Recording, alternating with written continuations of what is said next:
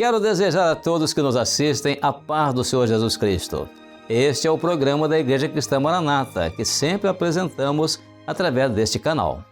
Este programa sempre transmite estudos bíblicos que são do interesse daqueles que desejam ter uma experiência de um conhecimento mais profundo das coisas de Deus. Se for este o seu caso ou o seu desejo de ter um verdadeiro conhecimento de Deus, meu convite é que você esteja comigo, atento a este estudo até o final.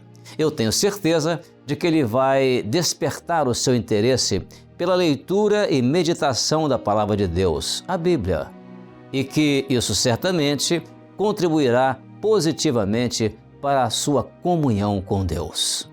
Nós estamos dando continuidade a uma série de estudos sobre Jesus Cristo revelado em toda a Bíblia. E agora, neste estudo de hoje, nós estaremos transmitindo mais uma revelação de Jesus na Bíblia, e desta vez com o tema geral, o caminhar de Deus com o seu povo. Nosso objetivo principal com este estudo é que todos tenham um conhecimento a mais do Senhor Jesus, e isso por meio da forma como Deus guiou o povo da velha aliança pelo deserto, desde o Egito até a terra prometida. Em outras palavras, veremos como Deus também nos guia. Ele guia o nosso caminhar pelo deserto deste mundo, até um dia quando tomaremos posse da Canaã celestial.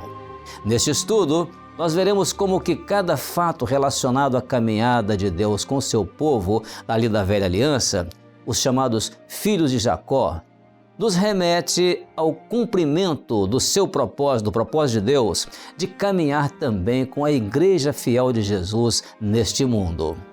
Portanto, com este estudo, continuaremos conhecendo e amando mais Jesus, sabendo que, por meio dele, ou seja, por meio de Jesus, o nosso Deus caminha também com a sua igreja, a igreja amada de Jesus, durante toda a sua existência na terra. Nesse segundo episódio, falaremos então sobre o tema do Mar Vermelho até ao Monte Sinai. Repetindo, do Mar Vermelho até ao Monte Sinai. Então, vamos começar agora pela leitura de um texto bíblico que está no livro de Salmos. Salmos, do capítulo 78, versos 54 e 55, que diz assim, vamos ler. E conduziu-os até ao limite do seu santuário, até este monte que a sua destra adquiriu. E expulsou as nações de diante deles, e dividiu suas terras, e lhas deu por herança, e fez habitar em suas tendas as tribos de Israel.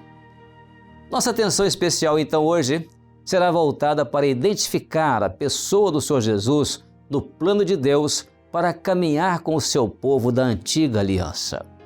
Vamos continuar acompanhando a existência de um perfeito paralelo entre a forma como Deus usou para caminhar com o povo da antiga aliança no Velho Testamento e a forma usada por Deus para caminhar com o povo da nova aliança, ou seja, a Igreja de Jesus Cristo. A Igreja é composta por pessoas de todas as nações, povos e línguas, também chamadas nações gentílicas, aquelas nações as quais não estavam alcançadas pela aliança que Deus havia feito com os descendentes de Jacó, também chamados de filhos de Israel. Deus usou Moisés como um líder para conduzir o seu povo pelo deserto, e isto sob o governo e a direção de Deus.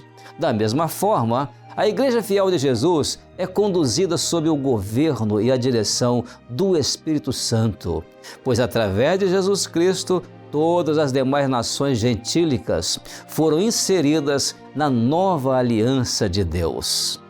Então acompanharemos neste estudo de hoje, passo a passo, a forma como Deus guiou o seu povo na caminhada desde a travessia pelo Mar Vermelho até a chegada ao Monte Sinai.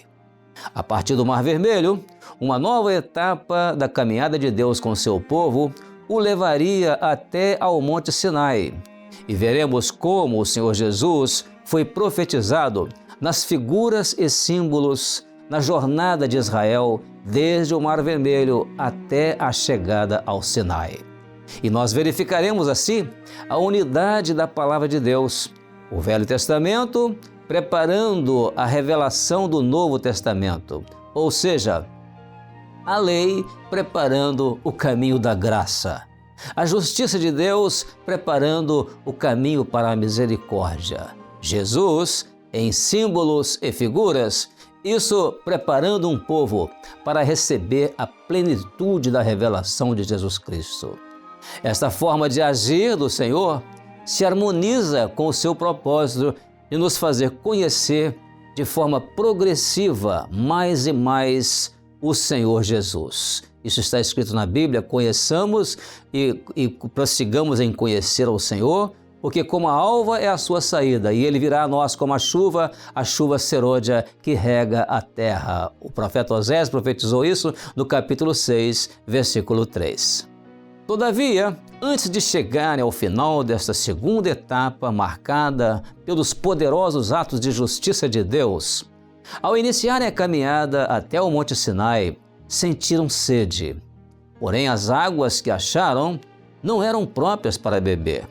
Por isso, foi chamado aquele lugar de Mara, que significa amargo, porque as suas águas eram amargas, ou seja, elas eram impróprias para beber. E isso depois de 3 dias caminhando pelo deserto. Referindo-nos às próximas etapas dessa série, fazendo aqui um adiantamento do assunto, foi neste mesmo Monte Sinai que Deus se revelou pela primeira vez a Moisés e agora se revela novamente a todo o seu povo. Ali, Moisés recebe o modelo do tabernáculo, através do qual Deus continuaria não só caminhando com seu povo, mas também habitando entre eles, até a chegada à terra prometida. E a partir dali, Deus continuaria se revelando ainda ao seu povo, até um dia eles construírem o Templo de Salomão, nos dias do Templo de Salomão. Mas, voltando à caminhada de Deus com o seu povo pelo deserto, os israelitas partiram do Mar Vermelho em direção ao deserto de Sur. Após 3 dias de caminhada pelo deserto, encontraram água, porém eram águas amargas, impróprias para beber. Aquela multidão já não tinha mais uma gota de água de reserva nas suas peregrinações pelo deserto de Sur. Então surge a pergunta: o que fazer para agora dessedentar a sede daquela tão grande multidão? Diante das murmurações do povo contra Moisés, ele levantou seus olhos ao céu e ele clamou ao Senhor. A resposta de Deus veio imediatamente e veio nas seguintes palavras: e ele clamou ao Senhor, e o Senhor mostrou-lhe um lenho que lançou nas águas, e as águas se tornaram doces. Ali lhes deu estatutos e uma ordenação, e ali os provou. Este texto está na palavra de Deus em Êxodo capítulo 15, versículo 25. As águas amargas de Mara representaram os 3 dias do início de uma amarga caminhada pelo deserto até aquele ponto ali. Todavia, no 3º dia, Deus apontou para Moisés para onde estava a solução daquele problema. E esse lugar era um lenho, ou seja, um pedaço de madeira. Aquele pedaço de madeira lançado nas águas amargas era para torná-las doces. E aqui está, portanto, a mais gloriosa figura da pessoa do Senhor Jesus. Pois a verdadeira sede da nossa alma, ela foi satisfeita exatamente assim. O primeiro dia foi a crucificação de Jesus. O 2º dia, ele passou no túmulo, mas ao 3º dia, na sua ressurreição, a sede da nossa alma foi completamente satisfeita. Agora sim, agora puderam descansar à sombra das 70 palmeiras de Elim, com a provisão farta de água e, além disso, 12 fontes existentes ali, dando a eles toda a fartura de água. Aqui está a primeira resposta à pergunta. E a pergunta era: como descedentar a sede de uma tão grande multidão, caminhando por um deserto árido e escaldante? A resposta é: o Deus provedor se encarregou de dar a resposta a esta pergunta e proveu os filhos de Israel de uma solução completa. Jesus, a fonte das águas vivas. Aqui está um dos mais perfeitos e dos paralelos desse ponto da caminhada de Deus com o seu povo, ou seja, Jesus como a fonte das águas vivas. E também da caminhada de Deus com a igreja de Jesus. Toda a amargura que representou para Jesus a sua morte, Deus o Pai a transformou em doçura, ressuscitando Jesus dos mortos ao terceiro dia.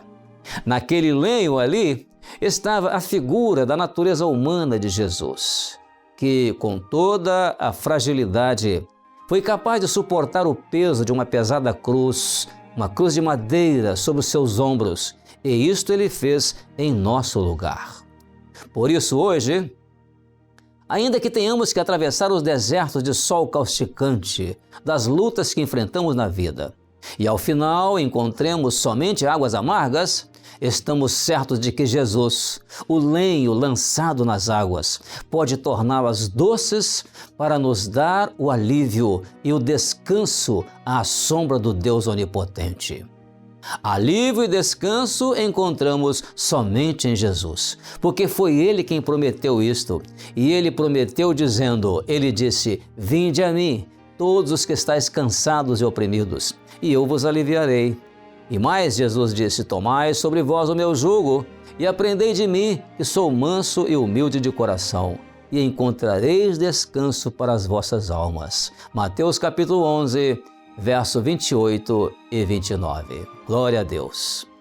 O deserto de Sim era agora o espaço que os separava do final dessa segunda etapa da caminhada, ou seja, do Mar Vermelho ao Monte Sinai. Àquela altura, os israelitas já estavam a 2 meses e meio de distância do Egito. Isto está registrado em Êxodo capítulo 16, no versículo 1. Uma segunda murmuração dos israelitas contra Moisés e agora contra Arão também era apresentada agora com relação à questão de alimento. Isso porque sentiram saudades das panelas de carne que comiam no Egito, embora sob os açoites dos seus exatores. E desta vez, o Senhor ouviu as suas murmurações e falou com Moisés. Deus disse, eis que eu vos farei chover pão do céu, e o povo sairá e colherá cada dia a porção de cada dia, para que eu veja se ainda em minha lei, e se eles estão andando ainda em minha lei ou se não estão. Êxodo capítulo 16, verso 4 está registrado.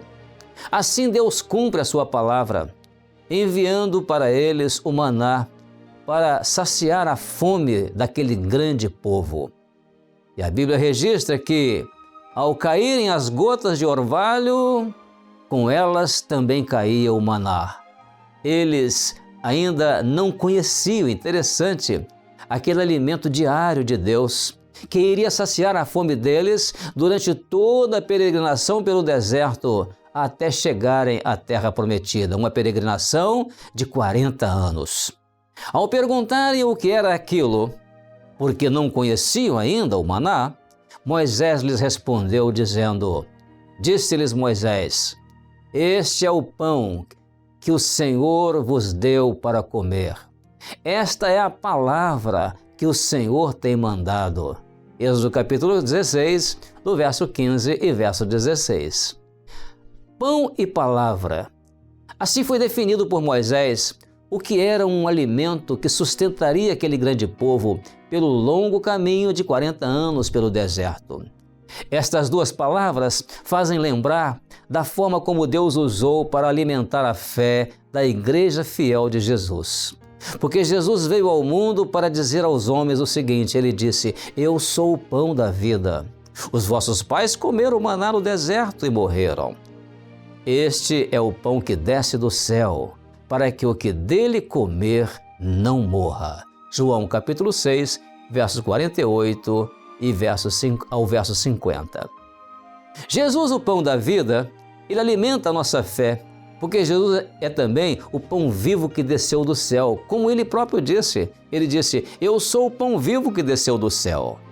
Se alguém comer desse pão, viverá para sempre. E o pão que eu lhe der é a minha carne, que eu darei pela vida do mundo. João capítulo 6, verso 51.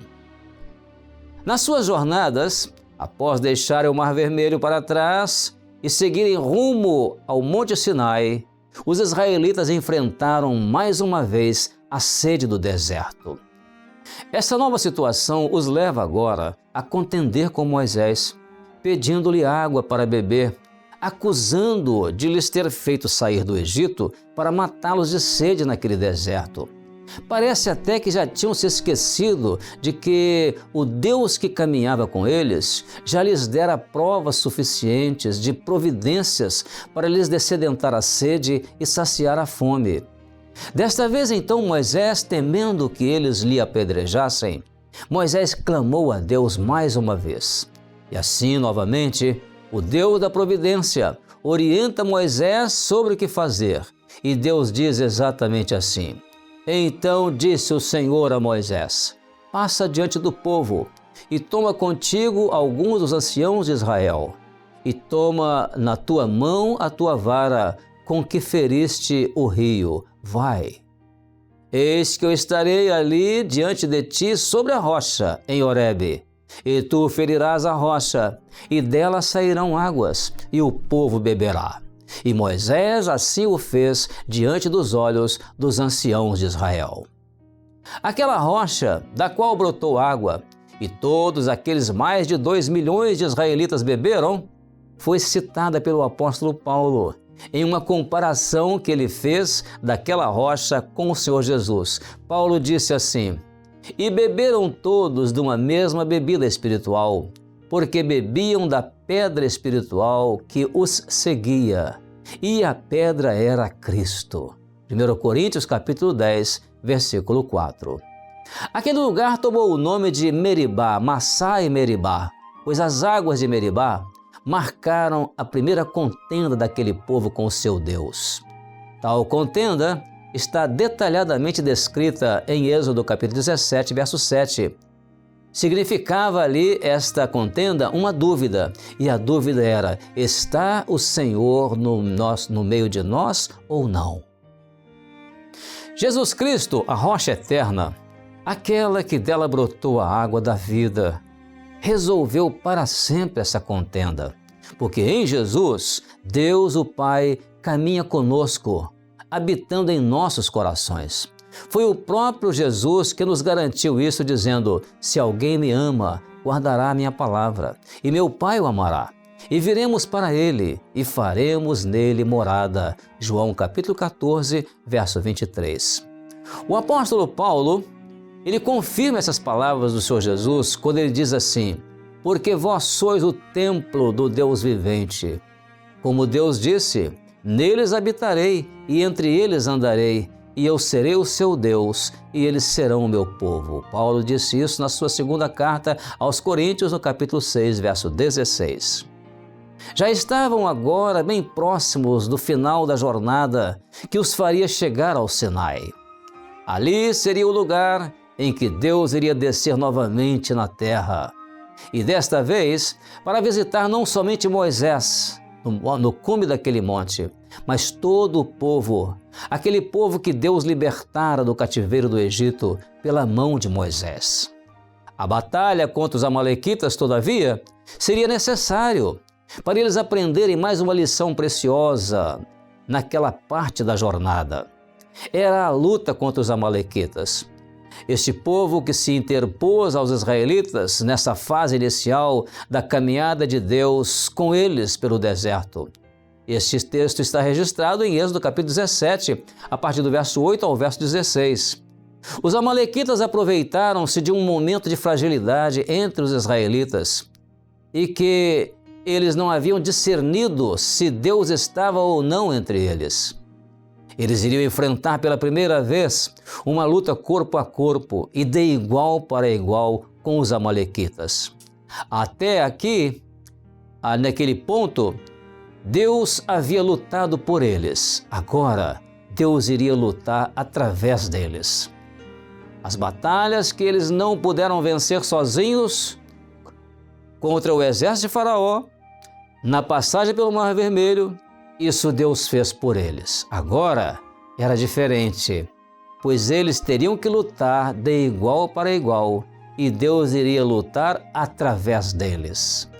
Este paralelo é também muito importante, porque as batalhas que nós não podemos lutar sozinhos, Deus as venceu por nós através do Senhor Jesus. Ele venceu a luta contra a condenação do pecado, contra o adversário das nossas almas, contra a morte. Agora, a batalha contra a nossa natureza humana, a nossa inclinação para o mal, Deus nos dá a vitória, mas temos que empunhar a espada. Portanto, se tivéssemos de dar um tratamento a essa luta dos israelitas contra os amalequitas, e isso no sentido de uma aplicação profética para nossas vidas, poderíamos dizer que se trata das nossas lutas contra a carne. Em outras palavras, os amalequitas simbolizam, portanto, as nossas lutas contra a carne. Contra o pecado e a morte, Deus em Jesus lutou e venceu por nós. Porém, contra a carne, Deus quer nos dar a vitória lutando através de nós. E agora a pergunta é: como obter a vitória? Então, qual o recurso para vencermos essa batalha contra a carne? Êxodo capítulo 17, verso 10, nos informa que Moisés, Arão e Hur subiram ao cume do outeiro e Moisés orava a Deus com as suas mãos levantadas para o céu. Nesse mesmo tempo, Josué e os homens de guerra estavam lá entre os israelitas e prevaleciam contra os amalequitas, ferindo-os ao fio da espada. Porém, quando as mãos de Moisés abaixavam, movido pelo cansaço, os amalequitas prevaleciam contra os israelitas. Moisés, intercedendo pelo povo para que vencesse a batalha, representa o nosso intercessor, o Senhor Jesus, porque nós temos um grande sumo sacerdote que intercede por nós, Jesus, o Filho de Deus, e quem nos afirma isso é a carta aos Hebreus, do capítulo 4, do versículo 14. Isso nos mostra que as nossas grandes vitórias nas lutas contra a inclinação da nossa natureza pecaminosa são alcançadas com oração e com a palavra de Deus. A espada simboliza a palavra de Deus. As lutas que não podemos vencer sozinhos, Deus as venceu de uma vez por todas. Porém, as lutas contra a natureza humana e carnal, o Senhor estará lutando através de nós, de geração em geração, como está escrito, e disse: porquanto jurou o Senhor, haverá guerra do Senhor contra Amaleque de geração em geração. Êxodo capítulo 17, verso 16.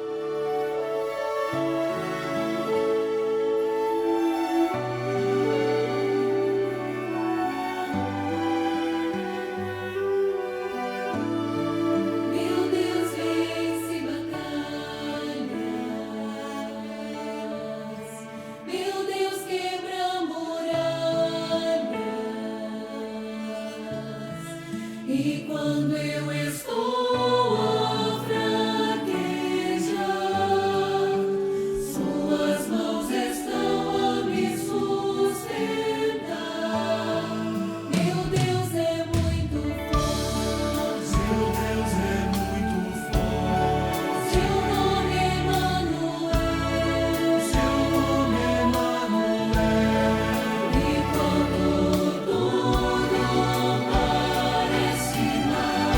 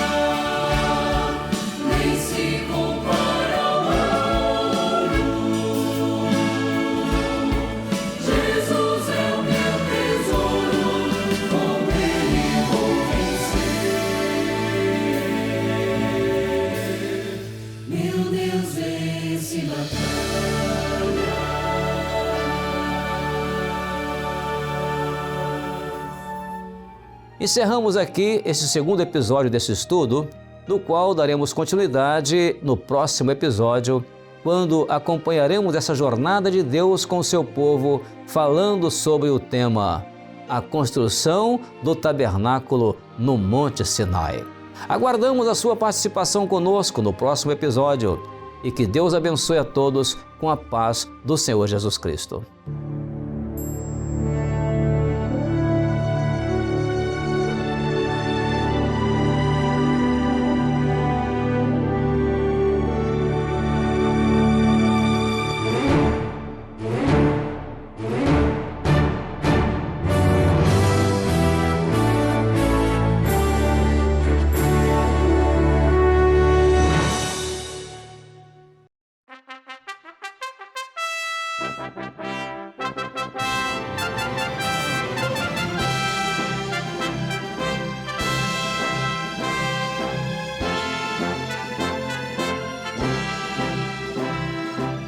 Todos os dias, corremos de um lado para o outro, consumidos por preocupações, família, saúde, trabalho, dinheiro. E, sem perceber, perdemos a paz, perdemos a esperança. Olhamos ao redor e vemos um mundo que desaba. Florestas queimando, rios contaminados, animais morrendo, o céu perdendo o brilho, a terra clamando. E surge a pergunta: o que será do nosso futuro?